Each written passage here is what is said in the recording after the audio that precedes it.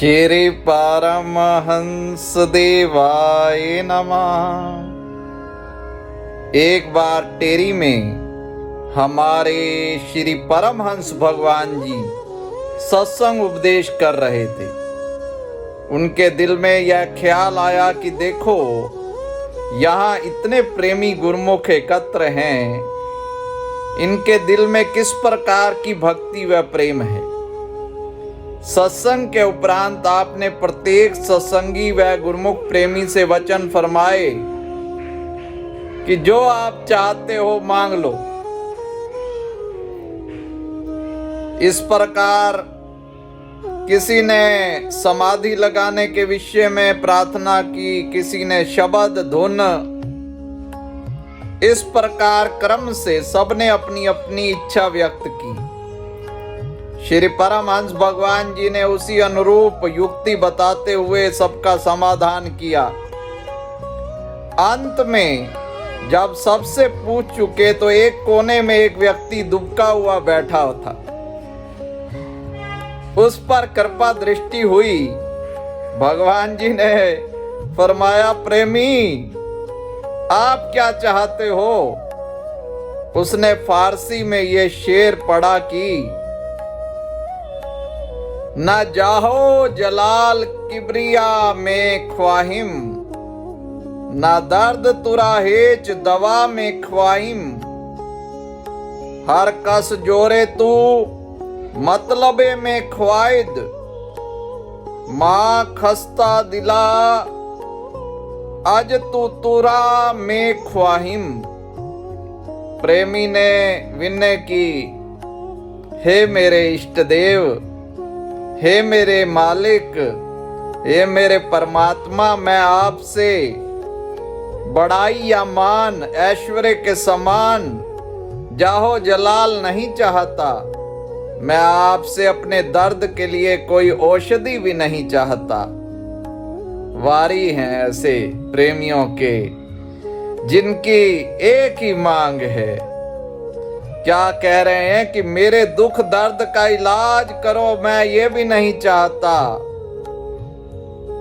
इन दुखों को दूर करो। विचार करो गुरुमुखो, हम मूर्ख तो सदा बस हम समझते हैं भक्ति ये है, प्रार्थना यही है, याचना को प्रार्थना समझते हैं। और वो जो सतगुरु के हृदय में जो जगह पाते हैं वो कैसे प्रेमी हैं, उनकी क्या भावना है। मैं औषधि नहीं मांगता, मेरे दुख का दर्द का निवारण करो। दुनिया का हर प्राणी आपसे अपनी विवशता प्रकट करता है, अपनी स्वार्थ सिद्ध करवाना चाहता है, लेकिन मेरे प्यारे, यह दास तो तुमसे केवल तुम ही को ही मांगता है, किसी और वस्तु की इच्छा नहीं है। तब श्री परमहंस भगवान जी मुस्कुराते हुए प्रेमी को जब कृपा भरी दृष्टि से देखा, फरमाया, ठीक है, रूहानियत में सबसे उत्तम श्रेष्ठ मांग यही होती है। सच्चे प्रेमी की यही भावनाएं हुआ करती हैं। जैसी जिसकी भावना हो उसे तद अनुसार फल मिलता है। इन श्री अमृत वचनों को श्रवण कर तथा श्री परमहंस भगवान जी की दिव्य ज्योति के दर्शन करते हुए उस प्रेमी ने अपने अंदर एक दिव्य तेज अलौकित होते हुए पाया। इस प्रकार कृतार्थ होकर मुक्त कंठ से आपकी महिमा गाने लगा। जब प्रेमी इस प्रकार की भावना रखता है तो उसे किसी दुनिया की किसी वस्तु से प्रयोजन नहीं होता। उसे वास्तव में जीवन के वास्तविक गूढ़ रहस्यों का पता चल चुका होता है। अतः वह मालिक से केवल उसी को मांगता है, क्योंकि जब मालिक ही अपना बन गया तो उसकी दासियां, रिद्धियां, सिद्धियां स्वयं उसके श्री चरणों में आ जाती हैं। अगर माया की इच्छा करोगे तो ना माया बनती है और ना भगवान।